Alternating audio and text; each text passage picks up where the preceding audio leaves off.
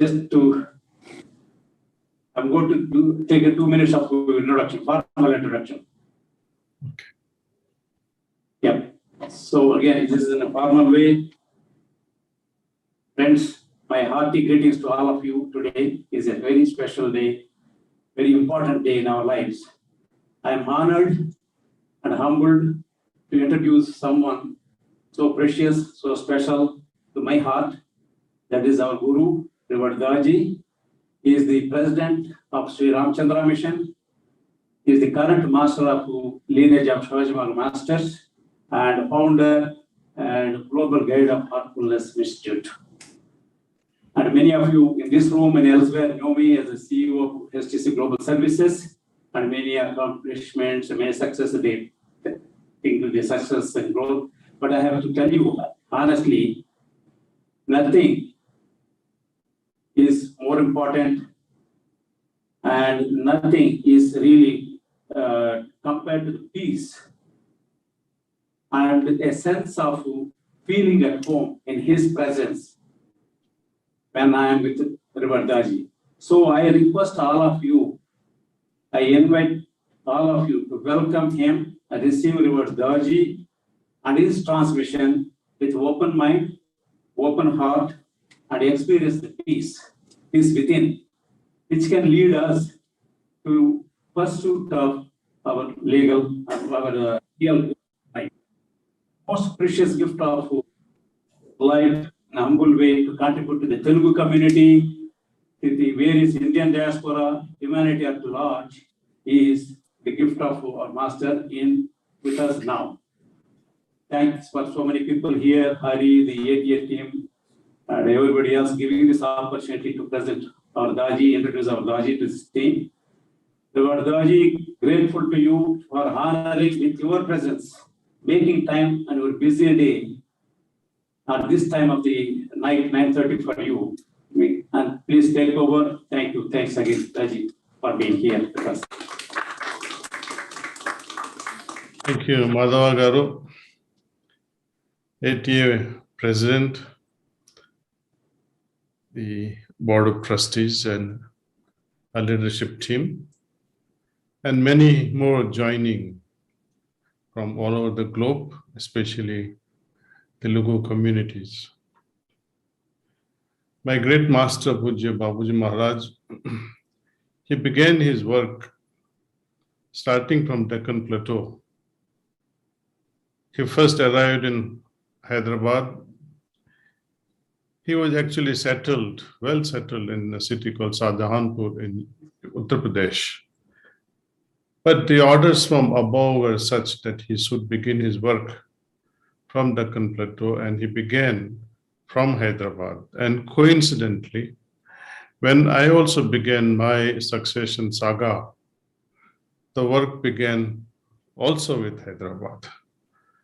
And when I interact with lots and lots of people from this part of the world, when I compare it with my home, a village from Gujarat, I studied in Gujarat, spent my youth in Gujarat, and spent most of my time, almost 25 to 30 years, in New York City, running a pharmacy business.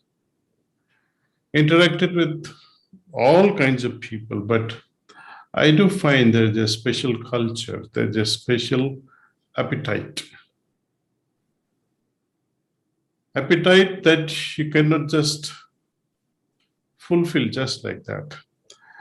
I have seen Telugu-speaking people, Telugu communities. They are easily maneuverable. They are like, how to put it? They're like sponges. Left in the Adhyatmic world, they suck it up so much of this spiritual energy from wherever they go. They go to temple, they go with faith. They go to any holy shrine, they go with the faith. They take up a book, even if it is a Newsweek, or even if it is a Time magazine, they'll ensure that your foot don't touch the books. And they value literature, vidya, so much. And that is very touching. And there are plus signs, there are minus signs as well, because just as you are a sponge and go on pulling things without discrimination, you also succumb to influence of bad gurus. You know, we have all kinds of gurus all across India.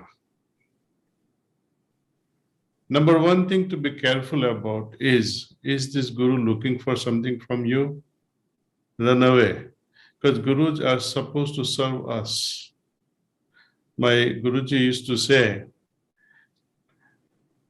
you know, when someone asked him this one small question, that Guruji, I already have a guru. I am from such and such a village, and we have a common guru for the entire village, and we worship him. Is it okay that I accept you as my guru, but what will happen to my previous guru? So my Guruji told him very nicely that, look, you continue with your guru. Give him the Guru Dakshina all as you can, as per the tradition. But take my services. Take me as your servant. So this is a lofty culture we have. Brahma Vidya can never be sold. Brahma Vidya is imparted free. There is no fee in the beginning, but we pay Guru Dakshina with our life. That is a spiritual call. Who has a spiritual call of such an order? Do you have a true appetite, or just because someone says it's good? Of course, the relationship begins because someone says so. You know, you go to a particular restaurant because someone recommended you. Oh, it's a nice restaurant. And when we go there, then we prove it to ourselves after taking the meal there that yes, the service is good, ambience is good, food is good, it's fresh, and it's more reasonable. I think at least that much of discrimination or viveka has to be applied with religious affairs. We should not blindly believe just because somebody is a guru. No. This blind faith has destroyed our country so much. Even the belief that I believe in God, that has also created so much of problem, because once you say, oh, I believe in God, then what happens next? Your search will end right then and there. You think I believe, so it is enough. So your search will not go further, more than that. So belief may be good, but it must not end there. See? We must have a scientific bent of mind even towards spirituality. All our sages of the past, be it Sandilya, be it Narada, be it Rishi Vasistha or Atri Muni, or so many, we have pantheon of rishis. All of them, they tested their guru. Shishya taking the exams of a guru and then coming to his conclusion that yes, guru is worth following, otherwise don't follow. And what is the test of a guru? Or will he increase or double up my business? Will he cure the COVID of my, so-and-so? Or will he give peace of mind to me? Or will he remove the stress and blood pressure or cancer from me? It's all possible, but these are not the tests on which you can rely.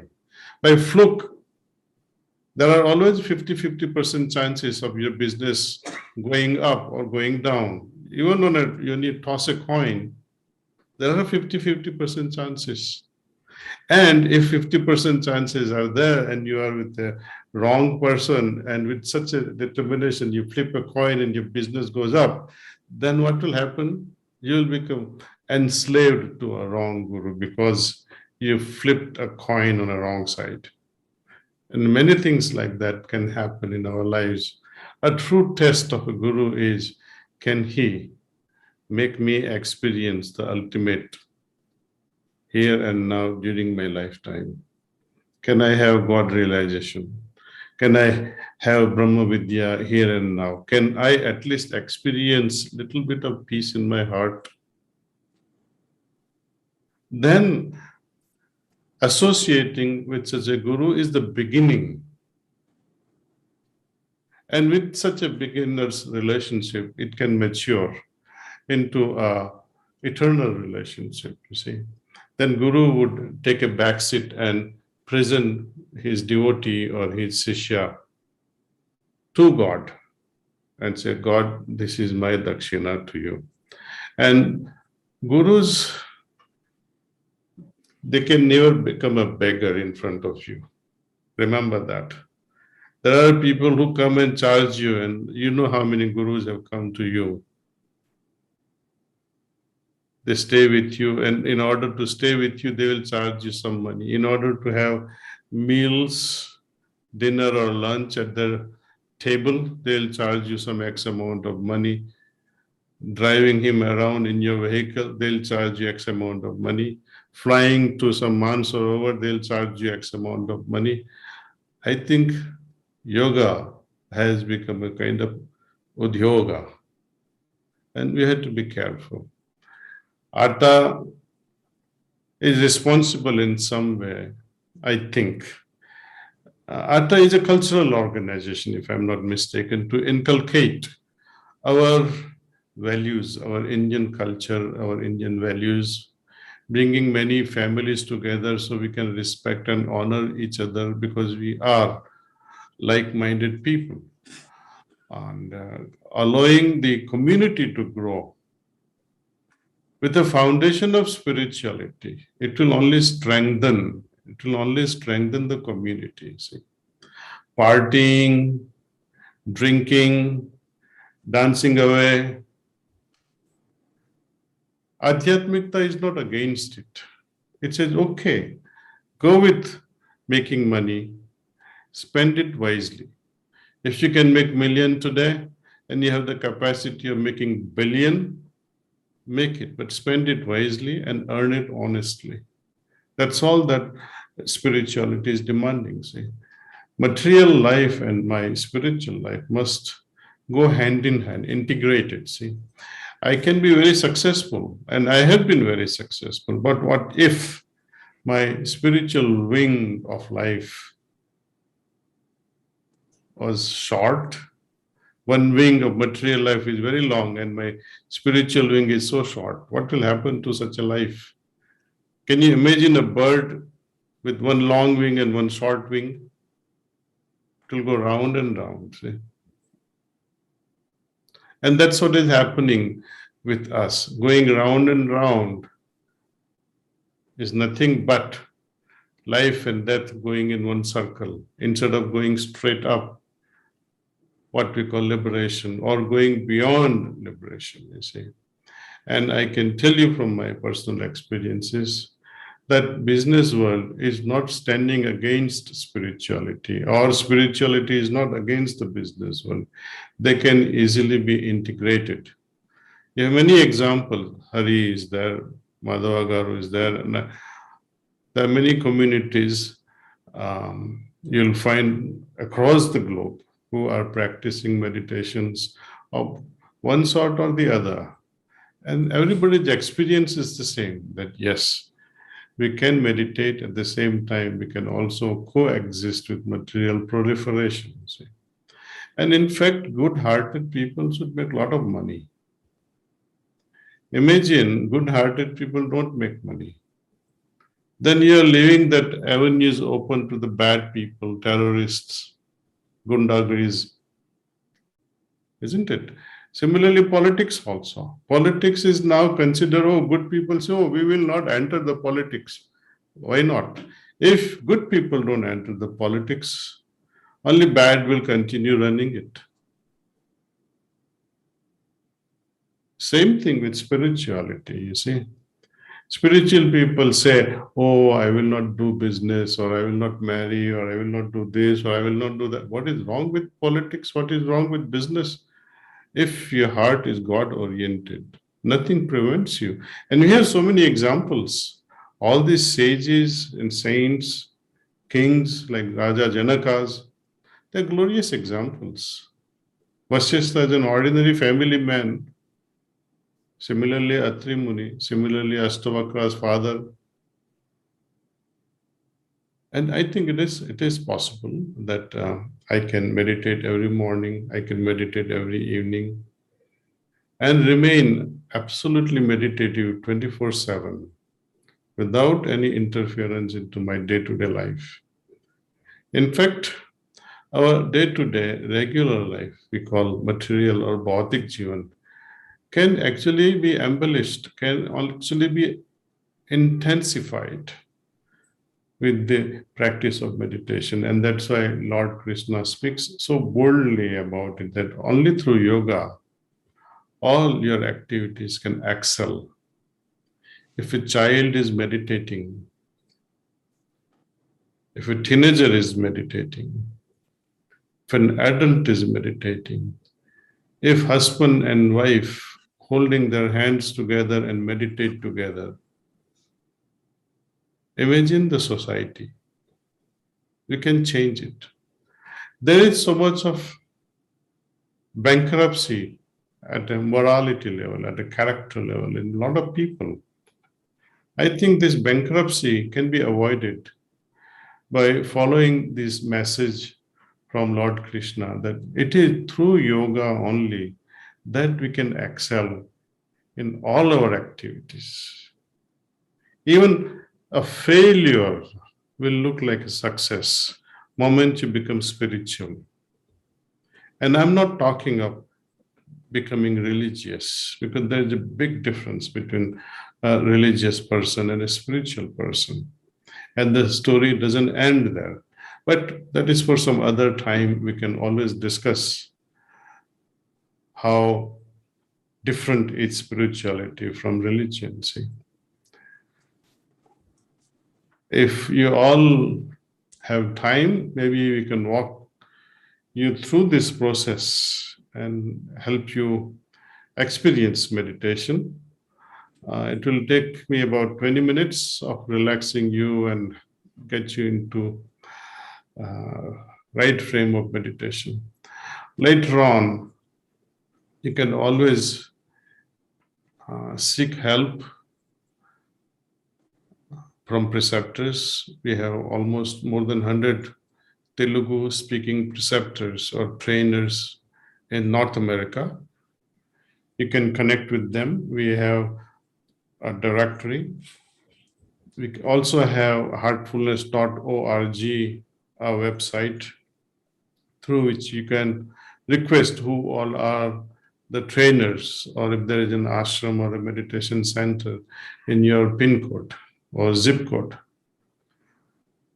Back home also, if you like to connect your family members with such trainers, we have the largest presence of trainers in both the states, in Andhra as well as in Telangana. Since we began sometime in 1945, the work in, especially then it was only Andhra Pradesh. Unfortunately, it got divided, and now you see. Anyway, that is another chapter. Okay, Madhava Garu or Hari, can we begin now with the relaxation and meditation, if you all agree, or you have some questions? We can tackle questions now. Okay, do the relaxation. Let's start the relaxation and meditation. I can start. Okay, all right. All right, okay.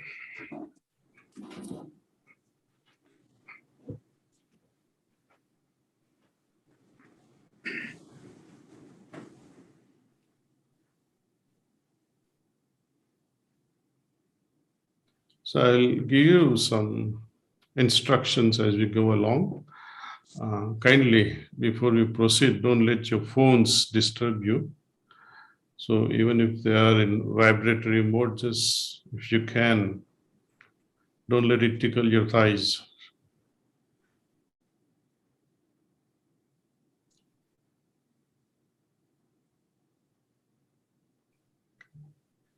Gently close your eyes, please.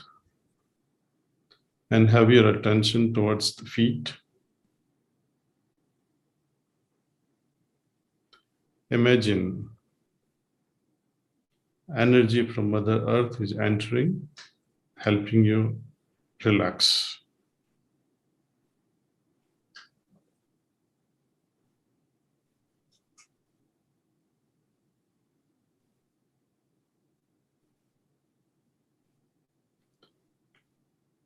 Permit this energy to enter through your feet. Feel the relaxation in your heels and lower legs.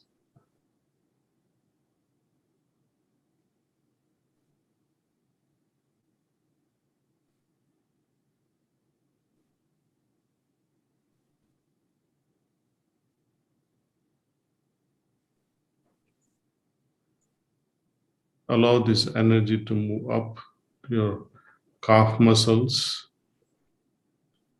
and your knees and thighs.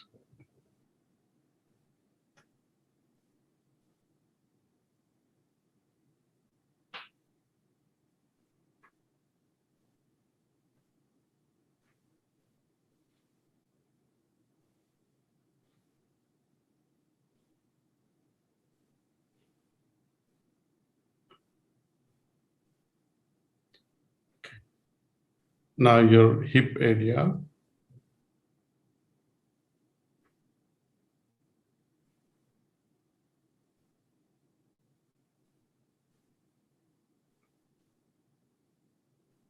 Permit this energy to move up to your lower back, helping lower back relax.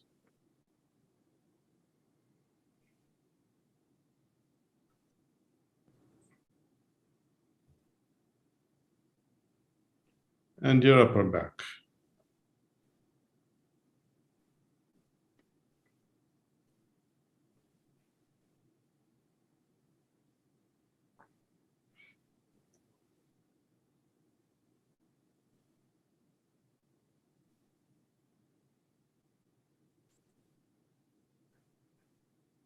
Allow this energy to move in the front, your abdominal muscles and your chest area.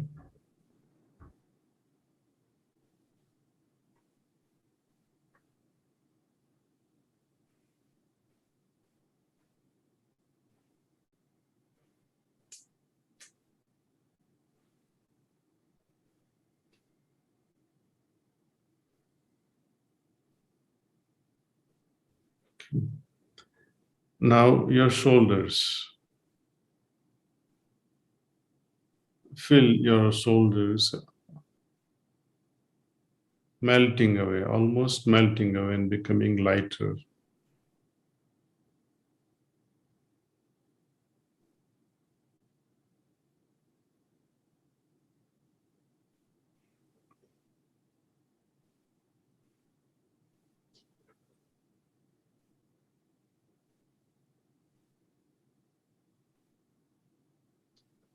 Permit this energy to descend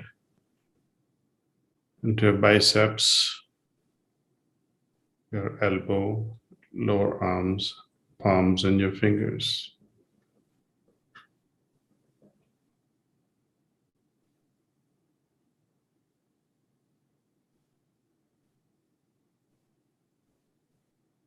Okay. Now pay attention to your neck muscles.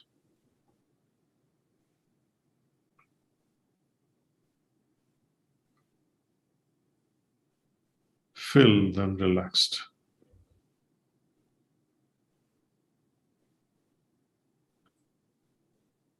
Now let the energy move further up, entering your jaws, helping you relax your jaws.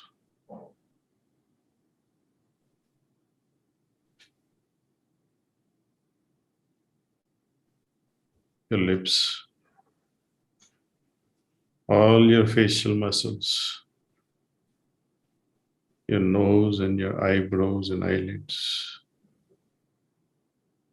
your forehead, your earlobes,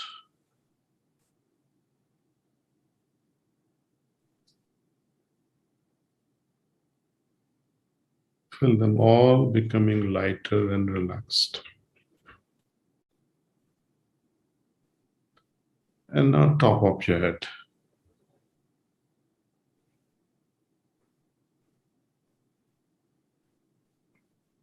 Now please scan your whole system from top to toe.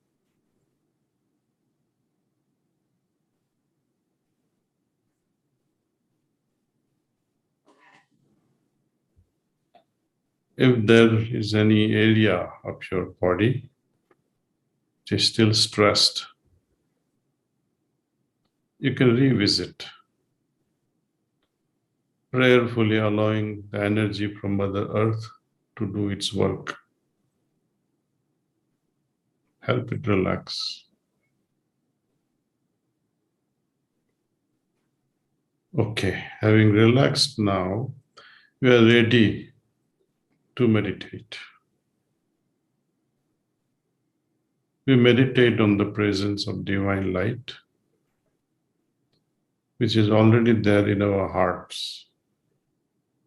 So let's pay attention towards our heart.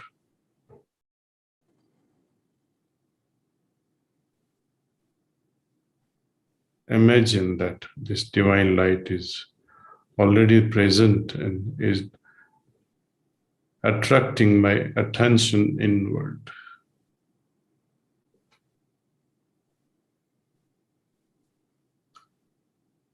Some of you might get a lot of thoughts. It's okay. It's advisable not to fight with your thoughts. Just remind yourself that, look, I'm meditating right now. So we'll continue with this for another 15-20 minutes. Let's meditate.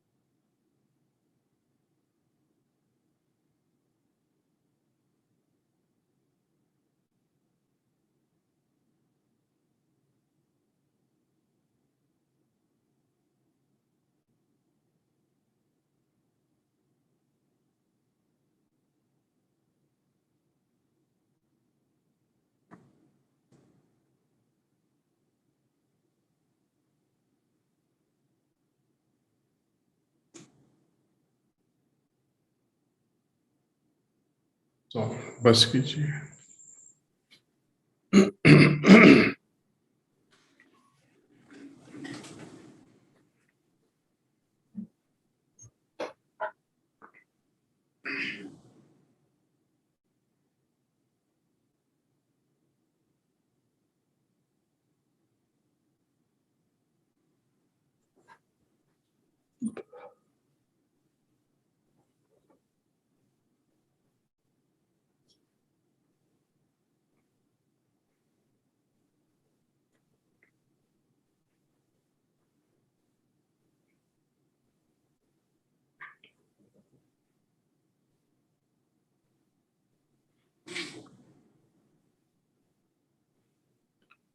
Okay, so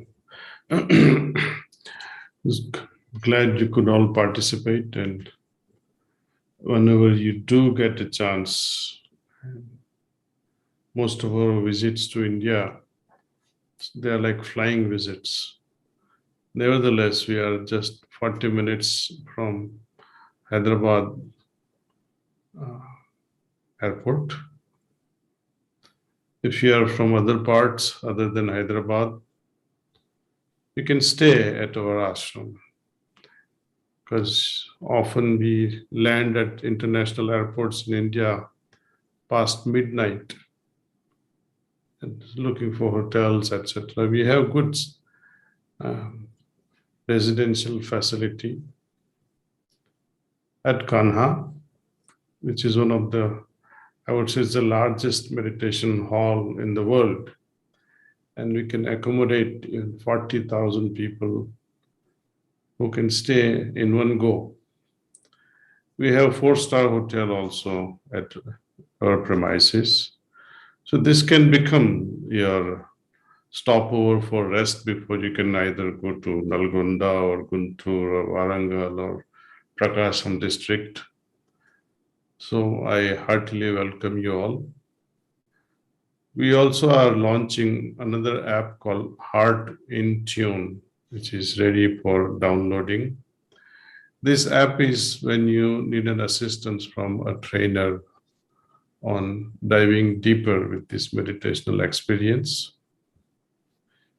Also, it can answer a lot of questions, practical questions that may arise on a day-to-day basis. If nothing else, you don't want to be part of this app or anything, you can directly ask Madhava Garu or Sova, his dear wife. And there are many trainers across North America, or if you feel like, you can always write to me. My address is kamlesh@heartfulness.org. Any question you have, I'll be very happy to answer. And if you have any question now, this is the moment.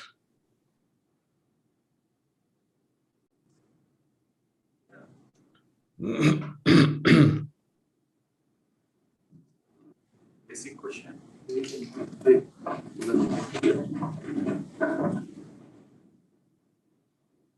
Yeah, the basic question, Daaji, for me, I don't have any knowledge spirituality at all, but from the past, whenever the people talk of meditation, they tell to sit in a particular environment and close your eyes and concentrate more on your breathing. So in this reverse session meditation, I haven't heard about breathing at all. So can you address how this meditation is different from those kind of Okay, I will practices? try. See, you already say you concentrate on your breath. According to my Guruji, what can you concentrate on? He would ask you such a question. What are you concentrating on? Then the answer would say, oh, I'm concentrating on whatever, either this God's figure or that God's figure or goddess's figure or object or a flower or a deepam or a breath. These are all imaginations, as well as some items are known. For example, if I had to imagine Lord Krishna, how would you imagine Lord Krishna? Something that you have not even seen.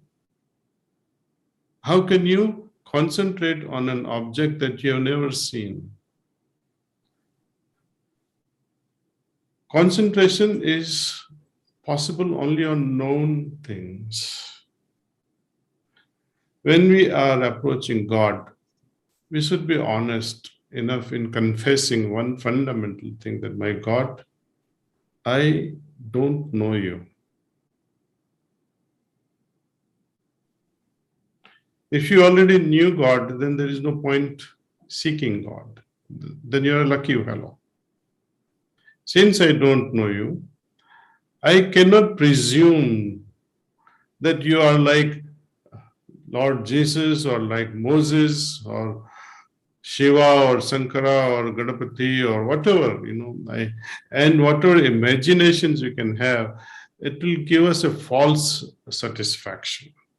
So we need to have unbiased approach and never concentrate. Concentration is a product of meditation. Concentration is not a process. Thinking is a process. Thinking on one object. And here, the object of our meditation is a supposition that divine light is already present in my heart. It's a supposition, like, in maths, we used to solve, if you remember, mathematics axioms, where we would suppose that this plus this or this minus this. And in the end, we either prove it or disprove it. Likewise, we begin with this supposition in our heart that divine light is present in my heart. And we are not imagining divine light, but we are waiting with a lot of love for God to reveal that light, His presence. And it would always come by helping us experience. I can say, out of so many of you are there, most of you, I would say, 99% of you would be feeling lighter. You would also feel some burden has been lifted off your system. And you'll feel at peace. You'll feel calm after every meditation. Even though you may not have been able to fully focus your mind or remain absorbed in your meditation. But the end result is always this. And it goes on incrementally improving. You become more and more light to the extent you can digest, to the extent you can tolerate this level of calmness or lightness. But not all can withstand even peace.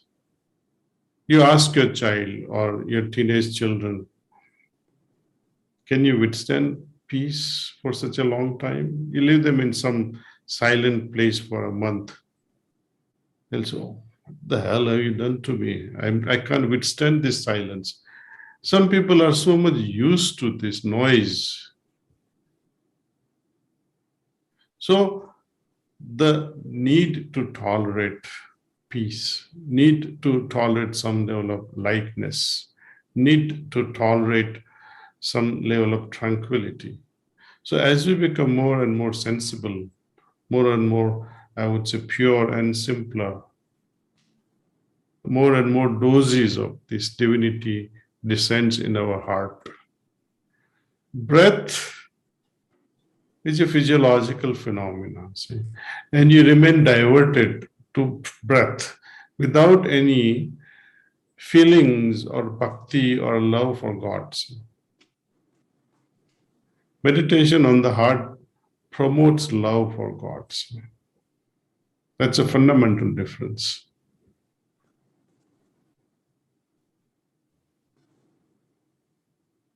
And this heartfulness way of meditation is aided with transmission, with pranahuti. And it is this pranahuti which is a game changer. It helps us dive deeper into state of samadhi as we move on further into our practice. Those of you who are really, really, really serious about spirituality and would like to change the atmosphere in the house altogether, meditate with your spouse, meditate with your children, and see how it changes the atmosphere and how it becomes a really spiritual atmosphere in the house. It becomes like a temple, holy place. Your house will become like a temple. You don't have to run around visiting temples. Yourself can become a temple of God. It is only because of this pranahuti that we are able to experience this all-pervasiveness of God. Okay. Any next question, please.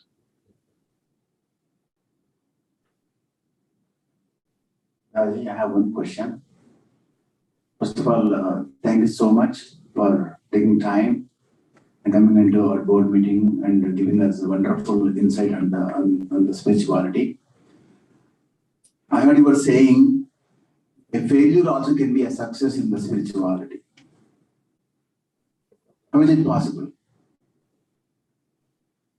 What is the question? You were saying in the speech, a failure also can be a success in the spirituality. Okay. How is it possible? Oh, good. I knew someone will ask such a question, how failure becomes a success. I'll give you an example. Sometime it goes back 1978. It was the last day in my final year of pharmacy, my last paper examination. That was on pharmacology. And it being the last day of my exams and in the college, I thought, let me ask this girl that, whom I loved so much that I would like to offer her, I would like to marry you. I loved her tremendously, you see. And I take her out one evening from her hostel. We go for a walk. And I propose her. She reluctantly says, Kamlesh, I cannot. She didn't indulge with many reasons. But then I told her, I do understand. But you can imagine my condition, what so much of expectation was there. We were so friendly over 2-3 years of period. Of course, the intimacy that people consider in modern days of friendship, that intimacy was not there. It was just hello, hi, but openness was there. I felt as if the earth was moving below my feet, and I felt a bit dizzy at that time. See? And immediately, I went to my meditation trainer, a lady named Draupadi Devi Agrawal from Ahmedabad. She was my trainer. And I was in the same city at that time. So I approached her that, Madam, I proposed someone and I really don't feel good, and tomorrow I have exam. What to do? She said, please don't meditate today. Don't even study tonight. And I will pray for you. I said, okay. And I really, literally speaking, I went to my hostel, went to sleep. Next day, go give the exams. And in that subject, I had the gold medal. That very moment when she said, don't worry, because of her nature, because of her elevated state of spirituality and her state of vibrations, gave me so much of confidence that the sadness which was on this side immediately swung to the other side, and I became absolutely carefree. Of course. Such wounds of love, they die hard, they heal very slowly. But you learn something out of it, not as a learning, but you become something out of the whole process. How to put it in words? I can't. But that failure, I don't consider that as a failure, nor do I have any sort of resentment or bad feelings towards this lovely person. May she be happy wherever she is, and I am where I am today. And it also pushed me in some direction towards spirituality also. So some level of failure, I think it makes you humble also, you see. Some level of failure makes us see the reality of life, that see, despite of my efforts, I can still fail. And despite of no amount of efforts, sometimes the success also comes. It's God's grace or the circumstances, whatever you like to call it. We can learn from our failure more than our success. You revisit all your lessons in life. What has taught you the most?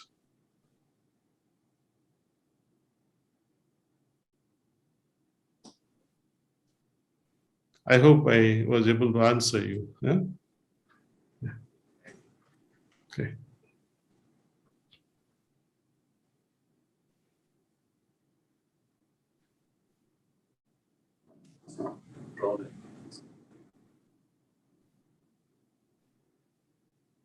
There are some questions. I think they will send an email later. Most They will meet in welcome. person. They will meet in person, Kanha. Next meeting is in December. At the time, I think some of us will come and stay there for 2 days and experience the difference.